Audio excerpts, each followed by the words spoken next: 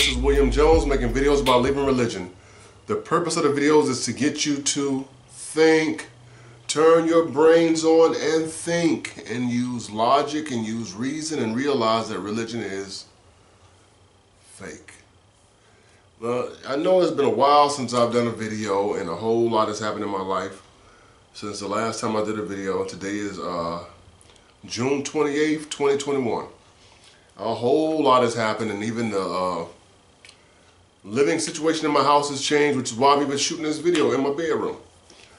Because my daughter, under certain circumstances, is living with me, or one of my other daughters. I got 3 daughters, but she's living here. My 2 grandchildren have been here, and the house has just been packed. And they have the couch. I can't shoot anything on the couch. We'll try to get alone when you got a grandchild running around and another infant here, and mentally just so much has been going on. It's just been hard to do a video. So me shooting this video right now is just like, you know, somebody trying to prepare to have a child. I want to wait till I have enough money. I want to wait until the right time. It's just not gonna come. So I'm just shooting the video. I don't know what I'm gonna talk about. I just want to mention a few things. I've just been looking and learning and dealing with a lot of believers, mostly Christians, on different sites or different pages on Facebook, and learning the psychology of them and realizing that, you know, I probably said it before, but I think this situation is more serious than we understand. Is that psychologically, religion really messes people up. It changes how they think. They think that they are free thinkers, but their thinking is controlled by their beliefs. Because if any new information comes out that's factual, that goes against what they believe, they have to automatically reject it and insult it, because their number one answer is, no, God did it. The answer is always about God. Not the fact that, you know, they're on Facebook. How did God make computers and cell phones and internet and all? Did he make these things? No. But in the mind of a believer, well, God gave these people the knowledge to know how to make these things. If that was the case, then why weren't these things made much sooner? What if God is behind that? These things could have been made a long time ago. Why did it take for the Wright brothers to experiment at Kitty Hawk to understand flight? If God had given it to him, he could have gave it to us like what? Not 2,000, let's just say 1,600 years ago. We could have been flying, and we could probably be flying faster and better today if that was the case. See, but in their world, the answer is always God. But the problem with the answer always being God is, if the answer is God, there will be no further research. There's no need to improve anything, because God. Which is why back in the Dark Ages, when you had the plagues that was killing people, and people wanted to heal these things, and the church would be like, no, it's the will of God, just let it happen. That means we'll be just like most of the species of this planet, and we will be annihilated and be extinct like most of them are, and we're finding fossils from today. Unless we do something to change this, we will die out. And so people had to separate from the church, like, look, you do your religious thing here, let us try and stop the problem here. Because your God is obviously doing nothing and is hell-bent on wiping us out. And that's how that goes. So when your answer is God, think about how that limits the mind when the answer is just God. Well, how did this happen? Well, God had planned. Well, God had done. And God had this and God had that. To the point that why are you even praying if God is in control? If he's in control, then follow the script. You don't watch a movie and hope that the pattern changes. I like the movie Notorious about Notorious B.I.G. I love that movie, you know, and I bought it and I watched it. But I always know what's going to happen at the end, that he's going to get killed. I always know that. So if that movie is set, no matter how much I pray or wish that the outcome changed, at the end of that movie, he always dies. He always gets shot and killed. That doesn't change. So if God has everything written, what are you praying for? It's going to play out the way God has it planned out, the same way that movie is going to play out the way I watch it. I always get to that part where he's getting in the truck and they're leaving and the car pulls up at the light and they shoot him. That doesn't change. So if that's what, I can't pray that please don't let Biggie die this time that I'm watching it, because it's not going to happen. You know, so at the same time, just letting y'all know the NBA playoffs is on. I'm watching game, what is that, 3-1, game 4, game 5, Phoenix Suns and LA Clippers. And if you see me glance off, because I'm looking at the TV, because I haven't done videos too, because I've been watching the NBA playoffs. So I'm shooting this video during the first half. I'll probably be gone by the time the second half come on, just so you know. But anyway, I've just been noticing that their mind, the minds of the believers can't go into certain areas because their minds are shut off from accepting certain information. And I just posted about maybe an hour ago, if that, in the Leaving Religion group, you know, about, you know, just try this. Ask a theist, what is the definition of atheism? I asked this in the Christian atheists and 2 different atheist, Christian atheist debate groups, that I have realized that theists cannot comprehend the definition of atheism, and they prove it with their responses. Because when you start to say things like atheists worship Satan, that's an oxymoron. If an atheist doesn't believe in not just your God, but any God, why would they worship a creation of that God? That makes no sense. And one guy even goes, of course, sorry to say he's African, but you know how the Africans are super lost when it comes to this Christianity. Christianity has messed the Africans up.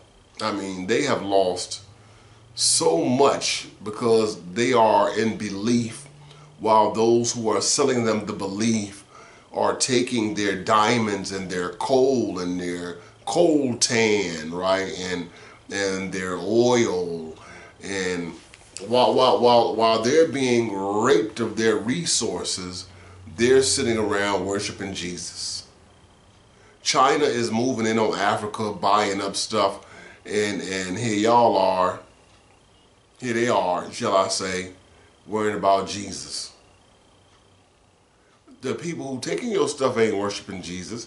They're getting the things that are real, in reality, that generate income. They're making money off of your resources, while all you have is praise and worship, which no one cares about. So this religion thing, it mentally, it cripples people. It cripples them. They cannot receive certain information. Their brains will not allow it. I thought like, no, maybe you can get to them. You can't reach out to these people for nothing. Until a person decides to want to change for themselves, there's nothing you can say or do. I don't care how good your argument is, they will reject facts. They will reject facts when you ask, like I asked them, snakes have no ability to speak. They don't have a vocal cord. Snakes make a hissing, and that hissing mostly come from breathing and sticking their tongues out, which lets them know what's good. That's like their sense of detecting what's going on in the area. That's all that is. But you've never seen a snake get killed and say, ow, or make any noise like other animals might make, because they can't. Their jaws only open and close, and their tongue is not built to articulate. So common sense tells you that this story is just a story, not to be taken literally. But the Christian believes that this serpent talked to Eve. And when you read it in Genesis chapter 3, verse 1, it tells you, it gives you a perfect description. It says, now the serpent was more subtle than any other creature that the Lord God had made. Nowhere in here does it say anything about the devil, Satan, the serpent being possessed. The story at the time it was written had nothing to do with anything but the story. So if you read the story when it came out, you would nowhere think about something that came out hundreds of years later and then incorporate and say, oh, that was Satan. Because why would an angel possess an animal? Nowhere even in the Bible does an angel possess anyone. Why would they? Oh, but the demons possessed the pigs in the stories in Matthew and Luke. And those stories contradict themselves because they talk about the name the Gadarenes and another place. They're two different places, but it never says demons. It says unclean spirits. The word demons is not even in the Bible. It says unclean spirits, and never does it say anything about demon or angel. A fallen angel will still be an angel. Never possessed anything. It doesn't say anything about that. These are things they're making up according to Christian tradition. The story never says that. It says that the serpent deceived Eve, and the serpent told the truth. It told the truth. But they will not even want to answer these questions because a part of them knows that it's foolish, but their belief still has to hold on to it. And this is another one I asked them. I'll say, and I might be just leaving some things unanswered. I don't know. I'm trying to make this video simple. I don't want to do a lot of editing. I just want to post it and get it out there and get things rolling, try to get a video out here. But like if I ask people, I ask the Christians, I'll ask, does God speak to you? And some of them, they might not answer that question. They'll shoot off into another region because they feel, oh, you trying to trap me in a question. So when you start asking questions, they know the question gonna come with another question that leads to something, so they might not want to answer that. But for those that do say, yeah, God speaks to me, and there's a lot of blah, blah, blah add on that. And my next question is, when God speaks to you, does he speak audibly or in your head? I haven't had one answer me that yet. Because they know it's almost to them a trick question. Because I know if they say he speaks to me audibly, then my next question will be, so that means if I'm standing next to you and God speaks to you audibly, shouldn't I hear it too? But they don't want to answer that. And if they say, no, he speaks to me in my head, which they don't want to answer, then that part, some of them might answer that, and I'm saying, well, then you just might need some psychological help because you're hearing voices in your head. If God is talking to you and it's only in your head, that's not a person. That's a psychological issue. Your brain is making it up as it goes. So that's not proof, because God talked to you in your head isn't proof of anything. Only that you just have been so brainwashed by your religion that you need some help. But they don't see this They don't see this. Their brains are trapped in this religion. Y'all hear me when I'm talking?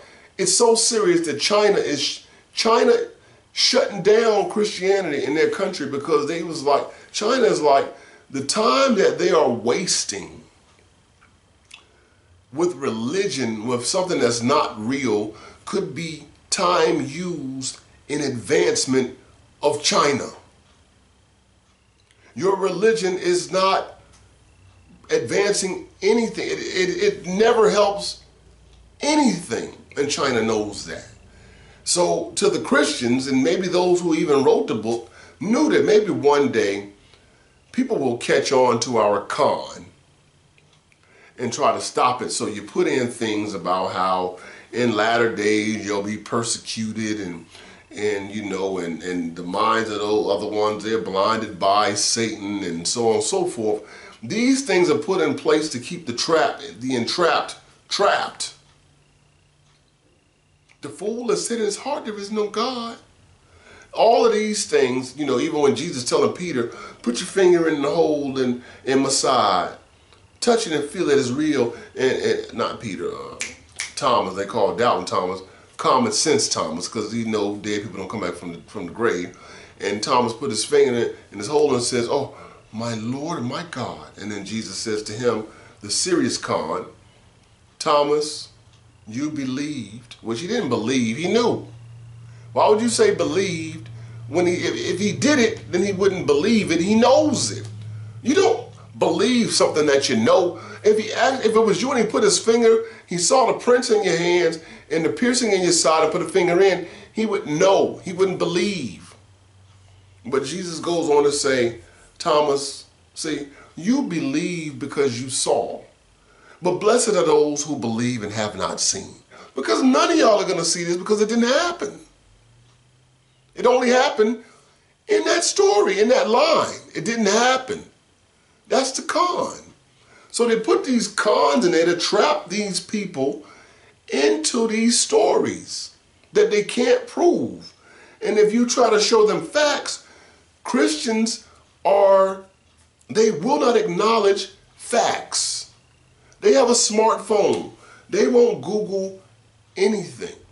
They will make excuses for everything that comes against their mythology or their belief. They have to. That brain is protecting that bubble of belief, no matter how stupid it is. It's so serious. China's like, no, China. So what I'm saying is that because now that China is destroying church buildings, burning Bibles, locking up pastors to those hardcore believers, it's like, see, the prophecy is being fulfilled. They're persecuting the Christians, for the end times for Satan. And we've been in the end times, how long? We've been in the end times since they've been talking about it, since those books were formulated, probably before that, but I'm just saying, it's always the end time. The thing is, people is waking up to the fact that this is a myth. Somebody sent me a video of how someone can be dead and they come back. I said, but this is the problem with what you're talking about. They're from a cardiac arrest. Jesus didn't have a cardiac arrest according to their story. Jesus was killed. He was crucified. And after he had died, they poked him in the side. Blood and water came out. They wrapped him up. They buried him. He was dead. There was no mistaking he was dead. So to say he came back 3 days later, and then the big rock or the big stone was rolled away from the tomb. And in one story, there's a young man there who's glowing, or there's two angels having a conversation. They can't even agree on what happened when they went to the tomb. And he's not here. But in the Gospel of Mark, it literally ended at 16 verse 8, where it said the woman ran away, said nothing. That's where it ended. Later centuries, they added on 9 through 16, where it says, now later Mary Magdalene came, and then she saw the garden, or something to that effect. But those were added later. Look at some of the footnotes of certain Bibles. They'll tell you, This is not found in the earlier manuscripts. That means they were adding stuff on. That story about the woman being caught in adultery and being brought to Jesus, and we caught her in adultery. Where's the guy she was with? Because according to the Mosaic law, you got to bring both of them. You don't just bring the woman, you bring the woman and the man. If you're going to stone somebody, but they only bring the woman, and then that's when Jesus said the whole thing about he who's without sin cast the first stone. That story is found centuries later in other manuscripts, not in the earlier manuscripts. So they're editing and adding on as the religion is growing and everybody is trying to make their version of Jesus the Jesus. No different than you see different energy drinks. You had Monster energy drink come out, and now you got even Mountain Dew energy drink. Rockstar. Everybody's saying, no, pick my energy drink. Pick my energy drink. My energy drink is better than their drink. And they make commercials about how my drink is better than your drink. How my burger is better than your burger. How my chicken sandwich is better than your chicken sandwich. It's the same thing. My Jesus is better than your Jesus. To the point where Paul said in one of the so-called letters attributed to Paul, that if anyone comes to you with any other gospel than the gospel that I have preached to you, let him be accursed. And then it goes to say, I say again, if anyone comes to you with a gospel other than the gospel that I preach, let them be accursed. Now, to the believer, they're just saying because you're believing the gospel that was given to you by Rome, so you're going to believe that. But there were many gospels out there. This is a clue that at that time and period, they were fighting over the Jesus myth. And even sometimes, for those that claim that Jesus died not in the flesh and was risen on the third day, it's all of these things. You got to see what's actually being said is they were fighting with different sects, S-E-C-T-S, sects, about the Jesus myth, which is why Rome is like, okay, this is going on here. And the Christians always say, see, they was persecuting Christians because for one, it was stupid. I mean, it was basically stupid. But then when Rome saw that they done made it, if you die for this cause, then that was honorable, so even more will die for it. But if you're willing to die for it, you'd also be willing to live for it, because I have no benefit from you dying from it because you're dead. But if I can trick you enough to make you live for it and control how you believe it, you will benefit me. So I don't want you to die for it. I want you to live for it so that you'll live for it according to the way I want you to believe it. Which is why the whole thing, people say, well, you commit suicide, you go to hell because you can't repent of your sins. That's nowhere in the Bible. That's nowhere in the Bible. Samson killed himself, didn't he? Put his hands on the two pillars where the Philistines was all together, and he pushed them away. And people was like, no, well, because he killed the Philistines. But he died. He attributed to his own death suicide. He killed himself under the power of God. So what was going on back in those days was, slaves were finding out, well, hey, if I got the pearly gates and all of this stuff, the mansions, and I can live the good life, like the masters are living on the other side, and what am I here for? And they were killing themselves in record numbers. So what happens? The rich are going to the religious leaders like the Pope, like, look, my slaves killing themselves. You got to rectify this. So he makes the announcement that, from now on, if you kill yourself, you void yourself of the heavenly gift. You can't kill yourself. It's not in the book. That's in tradition. You don't see this nowhere in the Bible. That's tradition, because we can't benefit off of you when you're dead. We have to control you while you're alive. So if you sit around believing about an afterlife, then you won't even live this life, which many believers don't. They don't live this life because they're so focused on what they think they're going to get on the other side, and they're going to see their loved ones on the other side and get a mansion on the other side. They're thinking about all of that stuff on the other side, so they're they are mentally enslaved now. And they won't find out that they won't get what they get when they die, because when you die, you're dead. Perfect plan. Can't, no customer service there, no Yelp to complain to, no nothing. No Channel 3 News covering. But you told him he was going to get a mansion in the sky, didn't get a mansion. Hello? We can't get a response from him. You're dead. You get nothing, and nobody, you don't get nothing, and all your family members put wings on you and your pictures on Facebook. That's what you're going to get. You're going to get wings on your picture on social media and on t-shirts. That is your afterlife. Challenge me on that. You're going to be on a t-shirt. You're going to be the sticker on the back of somebody's windshield that's saying love and memory of, from born date to death date. That's your afterlife. That's your heaven right there. That's it. Your heaven gonna be when they had the cookout after you gone and they talking about the good stuff, the good memories they had about you after you did. That's your afterlife. But if you think you can be playing volleyball in the pool with Jesus, and the angels got their iPhones recording it, it's not gonna happen.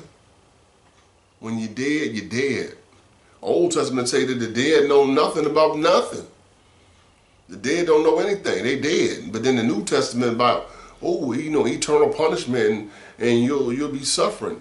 They don't even agree. That's because people don't understand the history that the Old Testament and New Testament are not connected.